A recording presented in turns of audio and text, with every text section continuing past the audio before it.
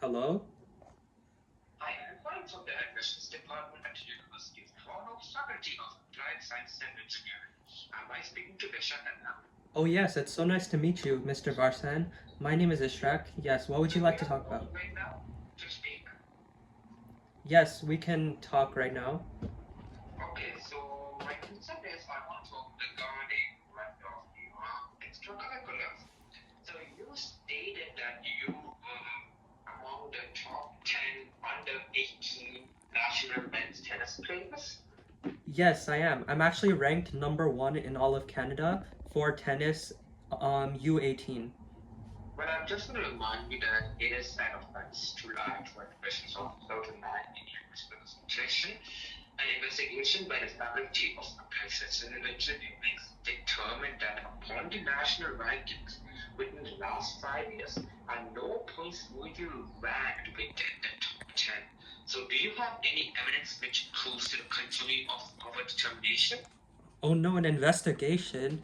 Of course I have evidence that I'm ranked number one. Um, Basically, I've been training for tennis since I was five, every single day for the past 10 hours. On the other end of the line, a very furious admissions officer waited. Hello? Hello?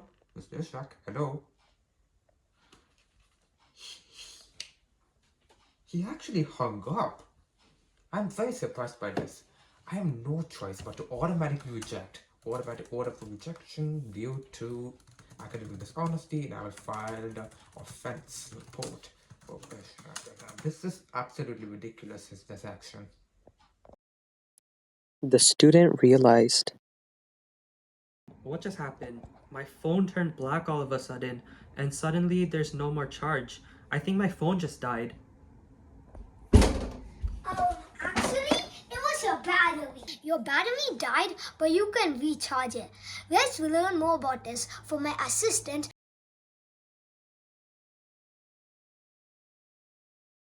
So, electricity is the flow of electrons. That's what electricity is. But how can you use a battery to create this? Well, a battery does two things. A battery does oxidation and a battery does reduction. These two chemical reactions create a flow of electrons. This creates a flow of electrons, aka also known as electricity. And when you have this electricity, it can be used when you connect it. When you connect it, you can create a light. So two chemical reactions create a flow, and from that flow, you can harness electrons to burn a light, to do many things with electrical power. Cool, right? These batteries power many of the pinnacles of modern technology, enabling humans to thrive and succeed. Whether it be your cell phone, whether it be your laptop, so many electronic devices, they have batteries inside of themselves. Okay, so in the 1780s, a scientist named Luigi Galvani was doing experiments with an animal. And what he was, he brought a metal brush close to it and he crossed the leg to jolt. This caused him to believe there was something called animal electricity. Even though the subject of that experiment was the frog, he believed that all animals had a form of electricity called animal electricity. While this was his initial finding, it's believed it's not because of that, it's because of something else which occurred. Another scientist named Alexander Volta believed that the reactions were not taking place in the animal and it was taking place in the metal. So to prove this, he devised an experiment. So he stacked two metals, copper and zinc, and what he did was in between he put a solution. So we're going to see the copper and the zinc in between there was a solution, and the solution was in a cloth, the salt water, and he stacked this up all the way. And then what he did after he stacked this up was that he connected a wire. And what he noticed was that a reaction was taking place. So because of the copper and the zinc. And he believed it was taking place in the zinc and the copper, the oxidation, the zinc, the reduction in the copper. But in fact, at the time, it was unknown that the reduction reaction was actually taking place in the solution within the chloride, the salt water. But this was not widely known at that time. It was actually believed to be occurring in the copper. Walter was widely recognized for this. At this time, it was believed to be true. And we still recognize this finding, which allowed us to leap so much in our technologies. The unit for voltage, the electropotential difference, is called a volt in his honor. So now I'm going to start by explaining how the modern battery works. And the modern battery has a dry cell in the middle. This is where actually the reduction reaction occurs, which gains electrons while in the manganese. But the zinc is receiving this. So we're going to draw a flow of electrons. So it will be connected to wires, and then the electricity would be used. For example, whether it be a light bulb which is going to draw, this is the light bulb circuit, this is the diagram, and the electrons will come towards the manganese. It's going to go on, it's going to react. This creates a flow of electrons, cause in a reversible reaction, zinc loses electrons, and as electrons go through the wire, we have a flow of electrons indicated in black, and it comes towards manganese, in towards the dry solution. This is how the battery works. But there's only a finite amount of the metal. So the amount of zinc is going to go down and down and down, and it's gonna the reaction keep on occurring. The more of the products will be made, and eventually, when it runs out, when the reactant runs out, the reaction cannot occur. When the battery status can be a flow of reaction which produces electrons to occur. The oxidation reaction cannot occur, so there isn't a flow of electrons. Then that didn't happen. So what we need is that we need to be able to reverse this, recharge this to produce more of the metal again. So for this to occur, the power source is required. So we're going to pink and we're going to draw our power source. So say this is connected to a plug-in, for example, laptop battery, a plug-in. And once you connect it, electrons will flow from there.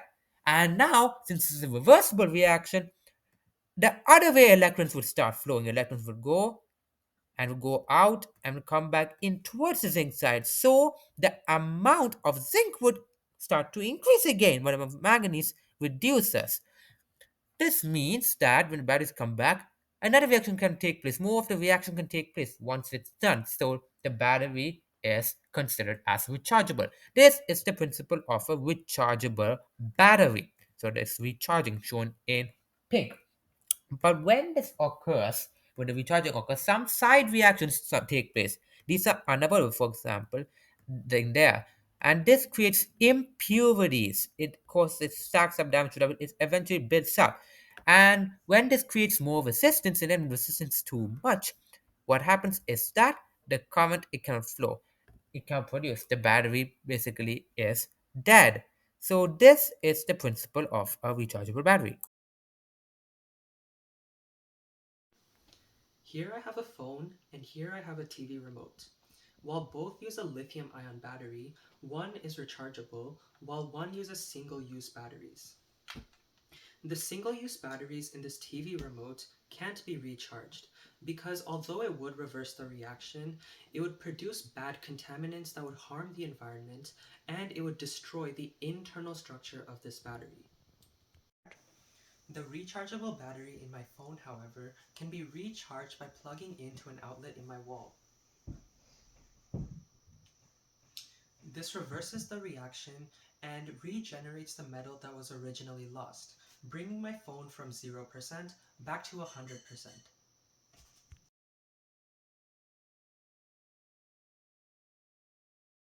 But my phone's battery isn't infinite.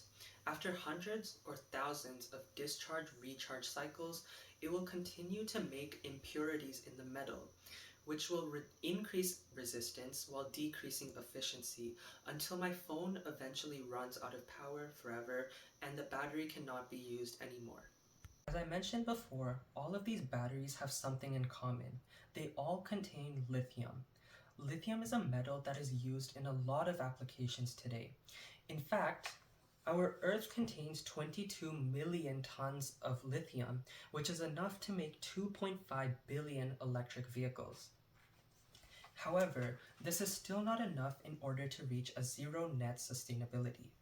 However, we can work towards this goal by recycling batteries at local collection centers, which will not only reduce the toxic chemicals that are released into the environment, but also allow us to reuse metals that were previously used in batteries to create new products.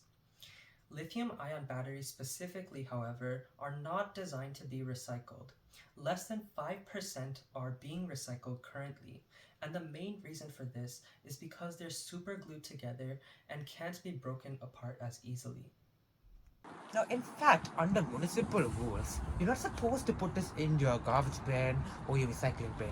This designated e-waste disposals, just made for these batteries, is mentioned whether there's some chemicals inside these batteries which will be unsafe to be sent to a landfill or to burn.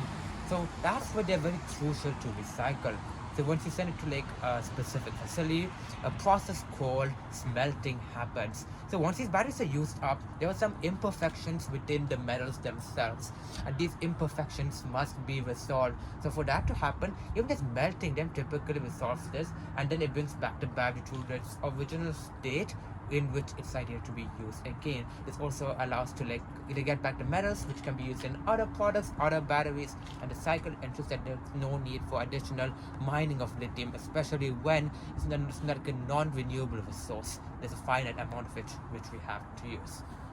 Batteries are among our greatest advancements. Since Alexander Volt does experiments in the 1780s, we as a society have progressed so far and made huge technological leaps, all powered by the fundamental principles of redox.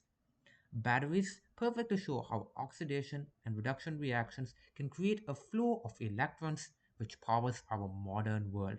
It is still fundamental to principles ranging from electrical engineering to chemistry and all of its interdisciplinary field which it covers.